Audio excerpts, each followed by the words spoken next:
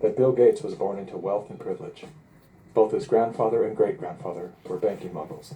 His father, William Gates Sr., was a prominent Seattle-based lawyer and political lobbyist. Through his father, Bill Gates learned the ins and outs of law and politics and how to manipulate those governing forces. I'm Bill Gates, chairman of Microsoft. Bill Gates dropped out of college to start Microsoft. He is credited with inventing the operating system that became Windows. However, he played no part in the invention of Windows. The fact is, he bought an existing operating system from Seattle Computer Products, had it modified, then licensed it to IBM. That didn't stop him from taking all the credit. I don't see Bill Gates as this great creative person. I see him as an opportunist. While Microsoft's co-founder Paul Allen was struggling with cancer, Bill Gates seized the opportunity by attempting to cheat him out of his share of the company's fortune. They were basically talking about how they were planning to dilute my share down to almost nothing. And it was really a shocking and disheartening moment for me. And you were sick? Well, I think I was still probably in the middle of radiation therapy.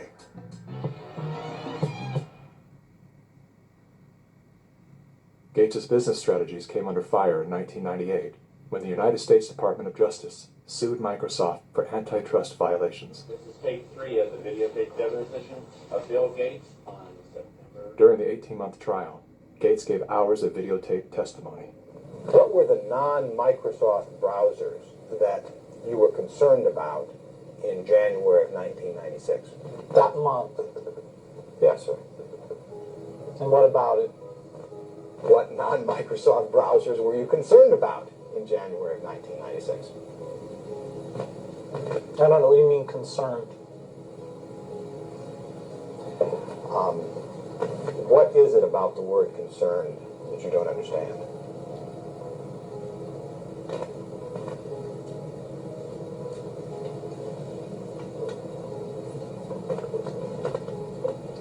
I'm not sure what you mean by it.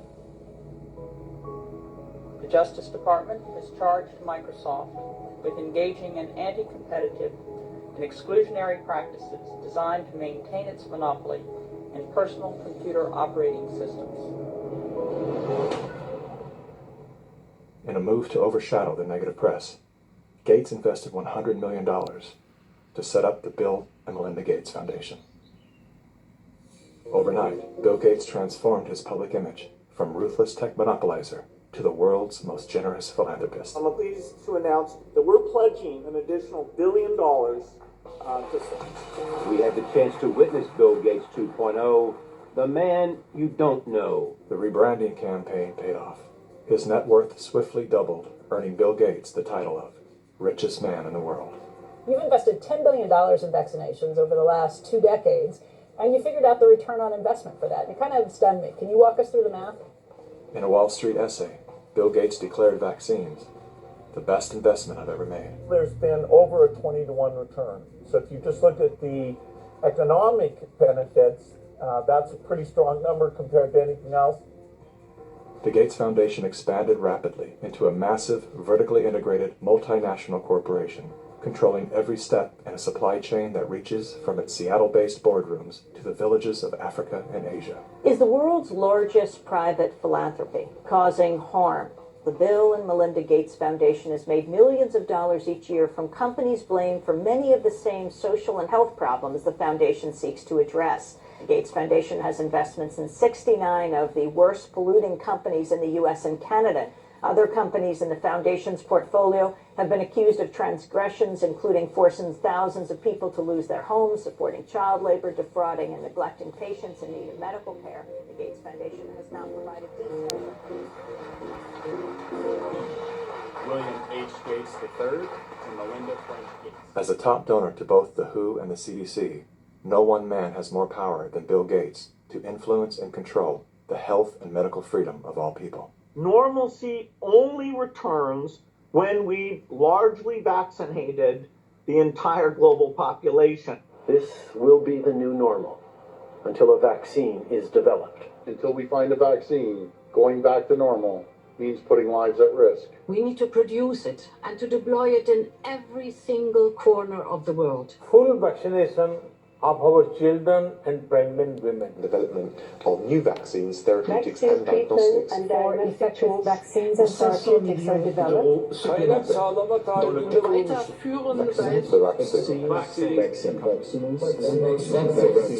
We've already bought the syringes. We already know where it's going to happen. We're thinking about what that's going to be. It's all part of this plan. Our military is now being mobilized, so at the end of the year, we're going to be able to give it to a lot of people very, very rapidly.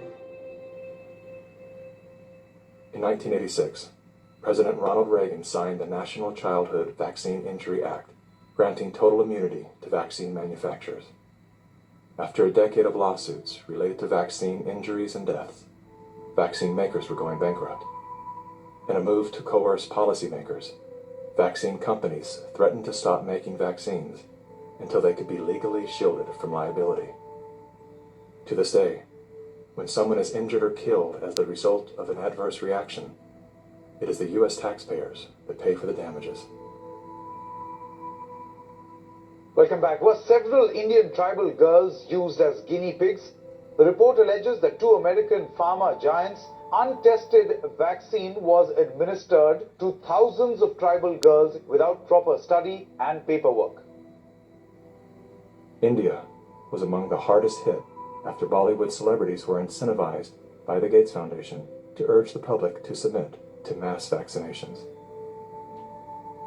In 2009, tribal children were administered the HPV vaccine. Over 24,000 girls were told they were being given wellness shots, in many cases without the informed consent of a parent or guardian.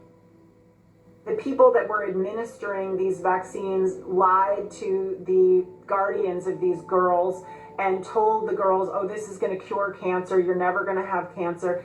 And these girls became severely injured. Some of them developed seizures, some of them developed cancer. And 7 girls died, and there was no insurance, there was no assistance for them. And the Gates Foundation denied that it had been clinical trials. And it was so bad that the parliament in India created a task force, they studied it, and they kicked out the Gates Foundation. But India is a barbaric country. Things happen here in a very barbaric way.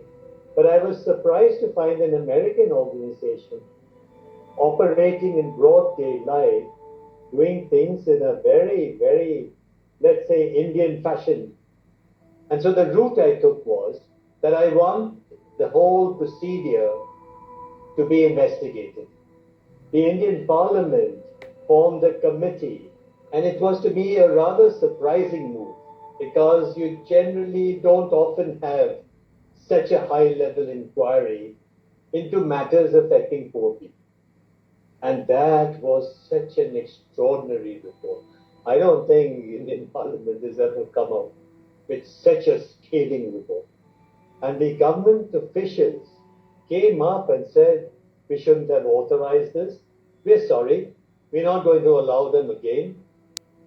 And now they're back doing their same old tricks again.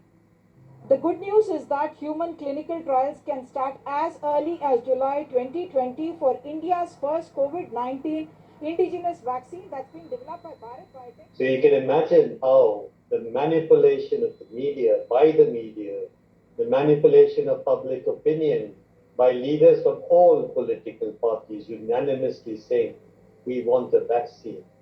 And the worst thing is they're taken as philanthropists.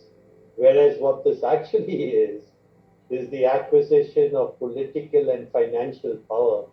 And I think the second most populous country with 1.3 billion people is going to be a good base for pharmaceutical companies to make a killing and also kill a lot of people in the process. Yes, I just find it a pity that we haven't been able to get any benefit for the girls who suffered, It's so terrifying as to what they're actually doing with the world. We're taking things that are, genetically modified organisms and we're injecting them in little kids' arms. We just shoot them right into the vein. A 2018 scientific study released in the International Journal of Environmental Research and Public Health concluded that over 490,000 children in India developed paralysis as a result of the Gates-supported oral polio vaccine that was administered between the years of 2000 and 2017. Using all the usual sleight of hand, US-based media and fact-checkers rushed to bury the story. But thanks to the meticulous work of a team of Indian researchers and doctors, the inconvenient truth lives on the NIH.gov website. It's my honor to introduce Bill and Melinda Gates. Without any medical training, Bill and Melinda Gates founded the Global Alliance for Vaccines and Immunization, through which they fulfill their agenda to vaccinate the world. The foundation has been sued by the governments of some of the poorest and most vulnerable nations for causing serious harm through experimental vaccine programs. If you just look at healthcare workers around the world, they deserve to get the vaccine first. You know, here in the United States, really, it's going to be Black people who really should get it first, and many Indigenous people. Vaccines were always taught to us that it was safe, it was healthy, this is things that we had to do. But given the position that I am in now as a state legislator, and looking at these studies and reviewing a lot of these studies, it's very scary. And I want the African American community to open up their eyes. Of all the places that Mr. Gates could have gone in the world, why did he settle on Africa? It's not because he cares about people that look like me. He cares about an agenda. African bodies have been used as lab rats for many years for Big Pharma. They are using us for trials, they are using us for testing, but as an African, I say no more. Africans, they're tired of becoming the guinea pigs of the world. Their antennas are raised and they're telling each other all over social media. They're on high alert right now. There is a policy of the American government. It's called the Kissinger Report, which was produced in the mid-70s. And it explicitly states that the purpose of the foreign policy in Africa was to reduce the population, because they have great mineral resources there. At the time, Kissinger and those involved with the Carter administration wanted to shrink the population, make sure that the Africans do not develop and do not use the resources for themselves, because we in the States, we need them. There's a concerted effort of foreign powers to control the population of Africa. Some children did survive the botched vaccinations last month and will recover, but 15, all under the age of 5, died from fever, vomiting, and diarrhea. Human errors contributed to the unfortunate deaths of the children. How can you believe Big Pharma but not believe these parents when they tell you that their children have been injured by Big Pharma? I don't care how big this corporate machine looks. As a parent, I can tell you, these people will never stop fighting for their kids.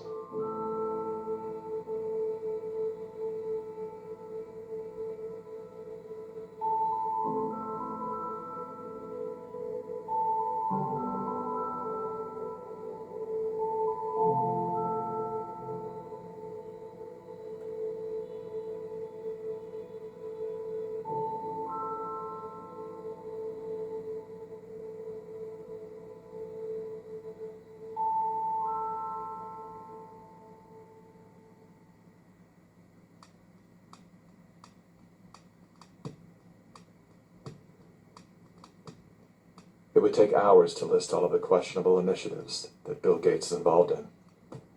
Here's a few of the highlights. Gates is one of the key funders in the stratosphere-controlled perturbation experiment designed to block out the sun in an effort to control global warming by releasing massive amounts of calcium carbonate and other materials into the upper atmosphere. Critics, including environmental scientists, have called the project a global genocide experiment.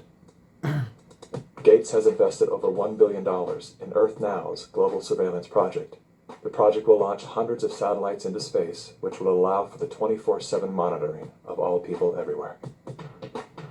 In partnership with MIT, Bill Gates has developed a new technology that allows vaccines to be injected under your skin along with your medical records.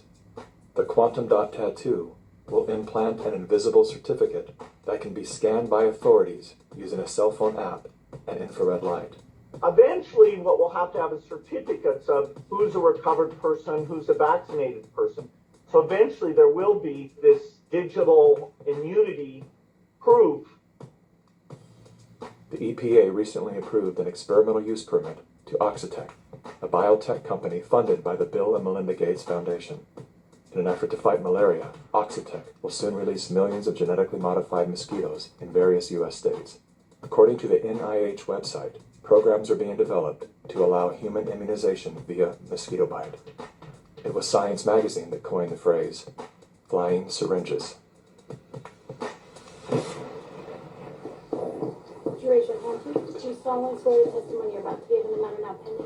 A shocking new report from the New York Times sheds light on the connection between Microsoft founder Bill Gates and the late Jeffrey Epstein. You report these two men met at least 6 times. Well, I believe it. There were more.